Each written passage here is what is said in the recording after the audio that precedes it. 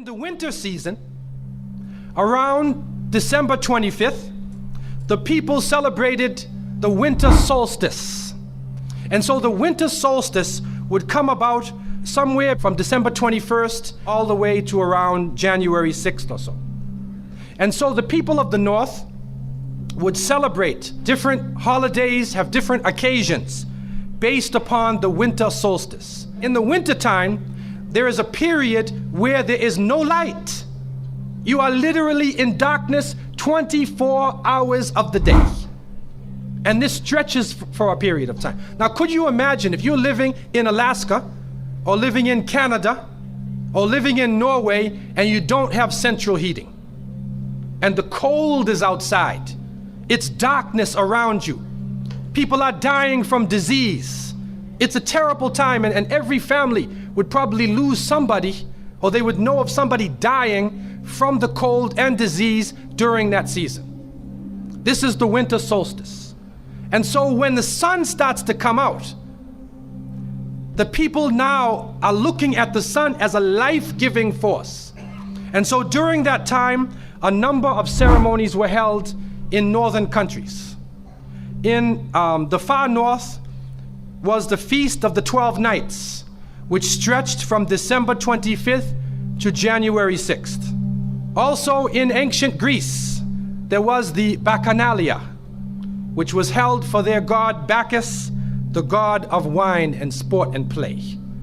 The Romans had the Saturnalia for their god Saturn, their main sun god Saturn. And so you find during these times that the people held ceremonies in the north. They would burn bonfires. The light was important, the fire, because the fire represents the light, the life-giving force for those who worship nature. Also in the north, they recognized that there was one tree that despite the cold would still remain alive, the evergreen tree, the fir tree. And so in some cases they would take this fir tree, believing that there was powers of life within the tree, and they would put it in their homes, set it there and put a light on the top of it, or burn them in the front, or they would make mistletoes and put them over their doorways, a type of what we would call ta'weez or tamima. It is an amulet. And they would hang the amulet over their doors, hang the amulets in their home, hoping that this fir tree, that this so-called life-giving force would protect them from the danger of the winter. And so their ceremonies developed around this. And this went on for hundreds of years. We also find in the ancient northern countries, and the Druids of the north, they carried out special ceremonies surrounding the mistletoe and surrounding the fir tree and the beliefs, and they would meet within circular areas. And they had a secretive cult that spread throughout the far northern countries. One of the interesting individuals, and you can look this up if you can find it in the dictionaries or encyclopedias, is a man called Mithra or Mithras. This is a very mysterious character. And when you look at history, you find that this individual called Mithra was born on December 25th. His day of the week was the 7th day of the week, that we still call Sunday. He was supposed to be the son of the sun god himself, and they had a special sacrament made up of bread and wine, and they would make this drink during this time, and supposedly he died for the sins of the people. Sounds familiar, doesn't it? But when you try to find Mithra or Mithras in the encyclopedias, they, through state intervention, erased the name. Why is this? That is because after the time of Jesus, Isa alayhi salam, when the message began to spread and they went north, and you'll see within historical writings that Barnabas, one of his disciples, met a man named Saul or Paul, who later called himself Paul. Paul said he saw Jesus on the Damascus road, and he went to the disciples, but the disciples turned against Paul. Only Barnabas stayed with him. But when Paul and Barnabas went into Greece, Barnabas left him. Now, what is the reason why they all left him? What are the concepts coming through Paul? Many people say, well, they left him because he was Saul before and he used to torture the early followers of Isa alayhi salam. But also you can see, and if you look at present day Christianity, that most of the concepts of the Trinity, of the blood sacrifice, the original sin, and most of the concepts which relate to more than one God are coming through Paul. The preachers are quoting Paul sometime more than Jesus during their sermons. And so Barnabas left Paul. And somewhere in the early days, in Rome or Greece, somewhere in that area, those missionaries who were teaching the teachings of Jesus, Isa alayhi salam, met with this force coming from the north. And so you will see in ancient Roman history that in some cases the Roman emperor would go out to the Colosseum and the gladiators would be fighting each other and everybody's cheering for the gladiators. Sounds like one of our football games. They would go to the Colosseum, right? And the gladiators would fight. And then if one of the gladiators was down, and they would look at the emperor, should I kill him or not?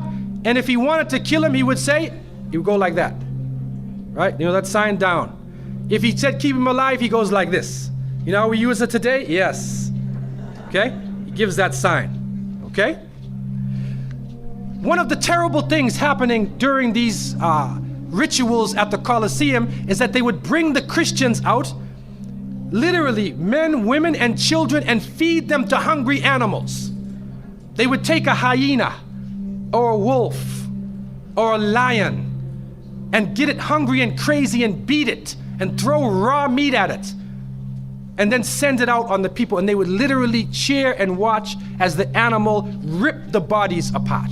This is a terrible culture. Tear the bodies apart.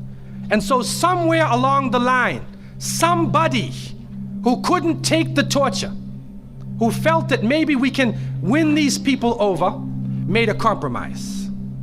And you start to see changes going on from the early part of the Christian era in Southern Europe, where the major ceremonies held by the nature worshiping people are combined with Christian names and Christian ceremonies, and therefore what comes forth to us is a mixture with the two streams coming together, where you get a monotheistic name or a monotheistic character with a pagan ceremony.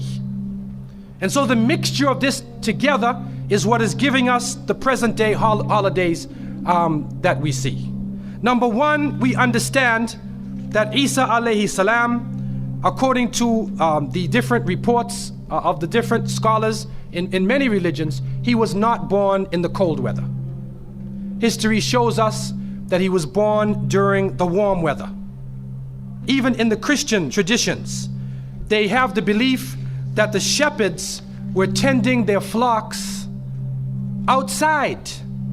And in Palestine, you cannot keep your flocks outside in the wintertime in the evening. You bring them in because it's cool at night. And so it was the warm weather. It was also the time of the taxes in the north.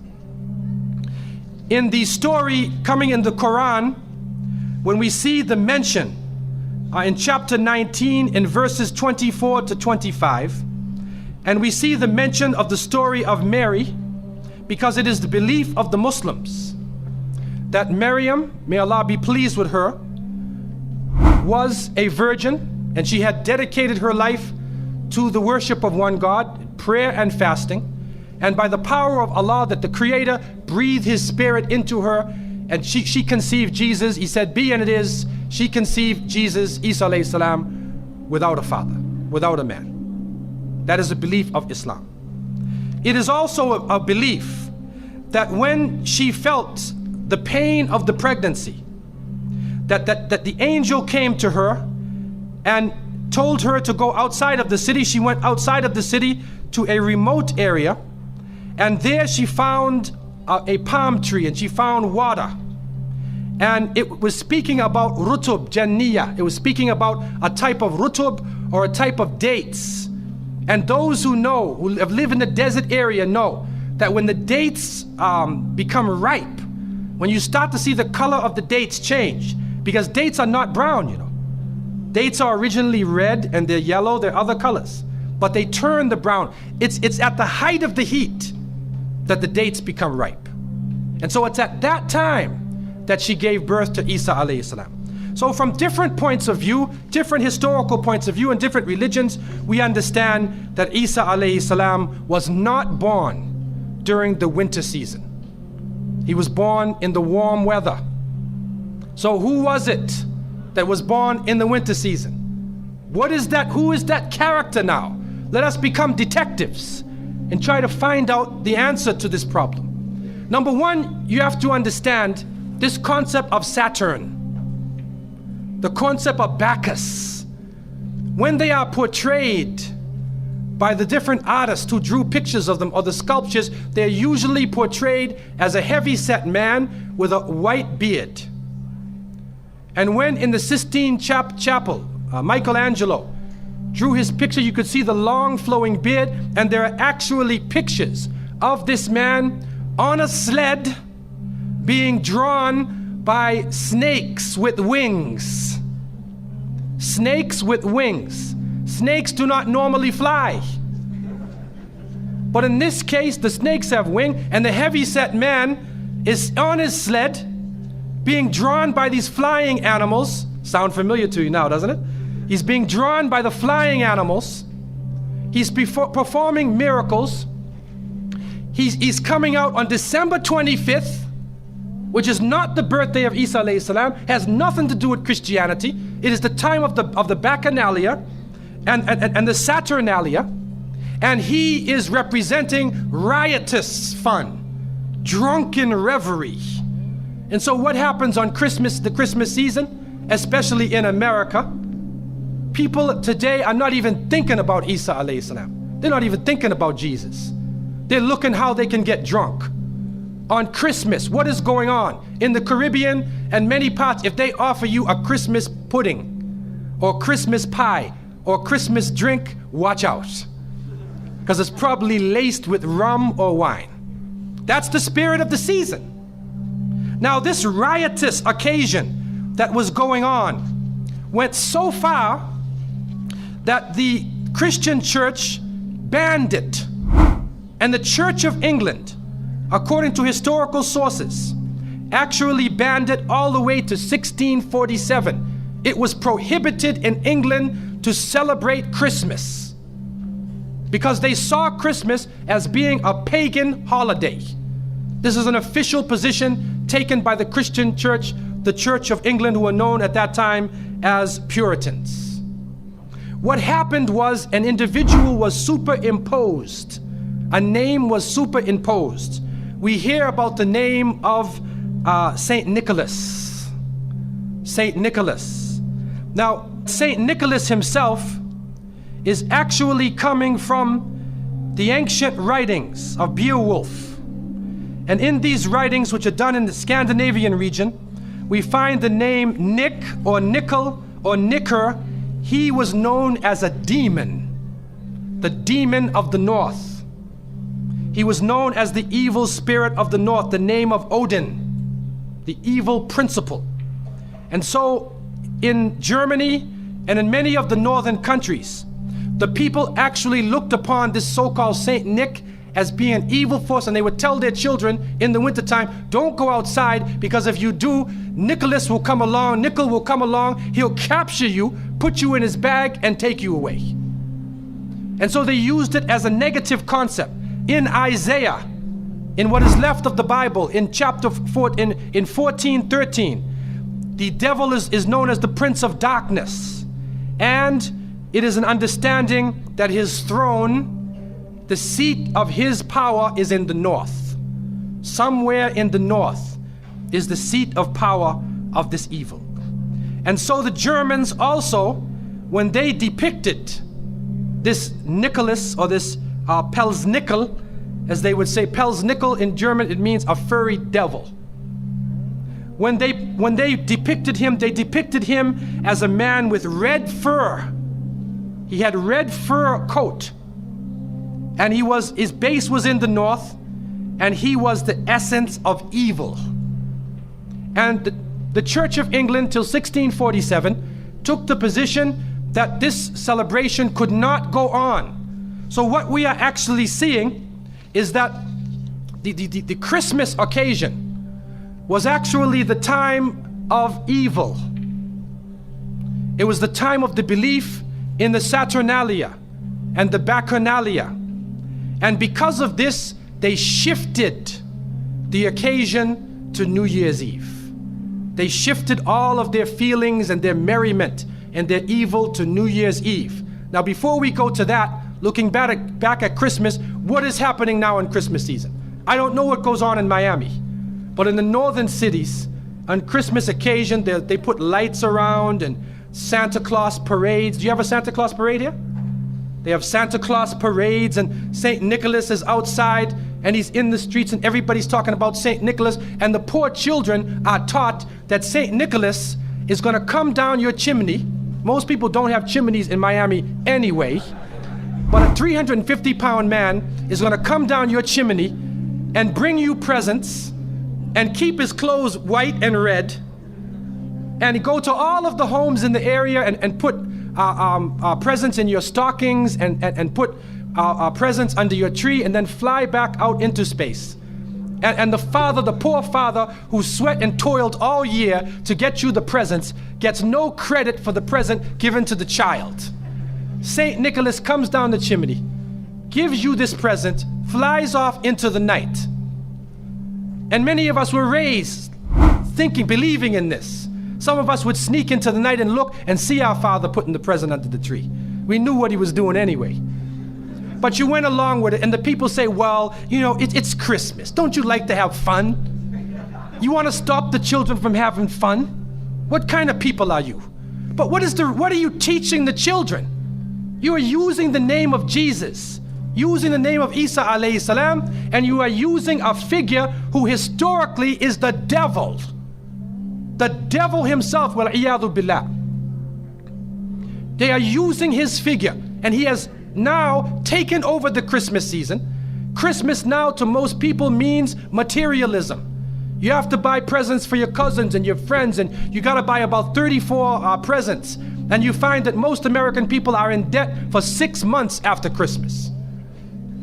Now, where is Jesus? You get drunk, you fight, you lose all your money, the stores raise their prices. Isa alayhi salam is described as a very humble person. Most of the time he didn't wear shoes, only 1 or 2 changes of clothing.